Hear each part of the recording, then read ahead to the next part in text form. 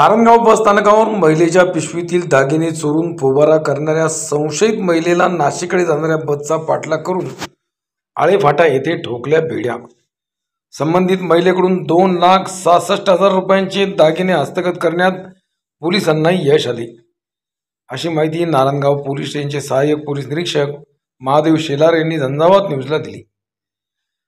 जुन्नर येथील पुष्पा रामदास दिवेकर ही महिला आज दुपारी 2च्या सुमारास पुण्याला जाण्यासाठी नारायणगाव बस स्थानकावर पती समवेत बसची वाट पाहत उभी होती। त्याच दरम्यान एक संशयित महिला सदर महिलेच्या मागे पुढे फिरत होती। बस स्थानकावरील गर्दीचा फायदा घेऊन हातचलाखीने सदर महिलेच्या बॅगेतील दागिने या संशयित महिलेने चोरले। प्रवासी दिवेकर महिलेच्या लक्षात आले, त्यांनी तात्काळ नारायणगाव पोलीस ठाण्यात फिर्याद दिली। नारायणगाव पोलीस स्टेशनचे सहाय्यक पोलीस निरीक्षक शेलार यांनी नारायणगाव ते आळेफाटा दरम्यान तपासाची चक्रे फिरवली। नारायणगाव बस स्थानकावरील तिसरा डोळा म्हणजे सीसीटीव्ही फुटेज तपासण्यात आले।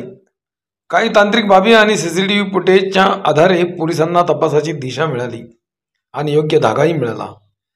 नारायणगाव पोलीस स्टेशनचे पोलीस उपनिरीक्षक सोमशेखर शेटे, मंगेश लोखंडे, महिला पोलीस हवालदार स्वर्णा गडगे, पोलीस पाटील सुशांत भुजबळ, पोलीस मित्र मुना पिंजारी, पोलीस पायलट विजय नेहरकर, पोलीस पथकाला पोलीस मित्र PS सोनवणे, जगन्नाथ कांबळे, राम बालशिंगे यांनी संशयित महिलेचे सीसीटीव्ही फुटेज आणि तांत्रिक माहिती दिली। आळेफाटा पोलीस स्टेशनचे पोलीस हवालदार सचिन सातपुते यांनी आळेफाटा येथे नाशिकच्या दिशेला जाणारी एसटी बस थांबवली आणि चित्रपटात शोभेल अशी तपासणी चालू झाली। संशयित महिलेला पोलिसांनी ताब्यात घेऊन महिला पोलीस हवालदार स्वर्णा गडगे यांनी त्यांची झडती घेतली असता महिलेकडे चोरीचा ऐवज मिळाला।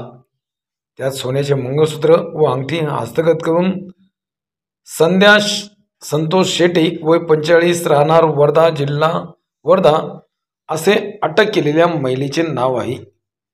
पुढील तपास नारायणगाव पोलीस स्टेशनचे सहाय्यक पोलीस निरीक्षक शेलार यांच्या मार्गदर्शनाखाली पोलीस हवालदार दत्ता तळपाडे व त्यांचे सहकारी करीत आहेत।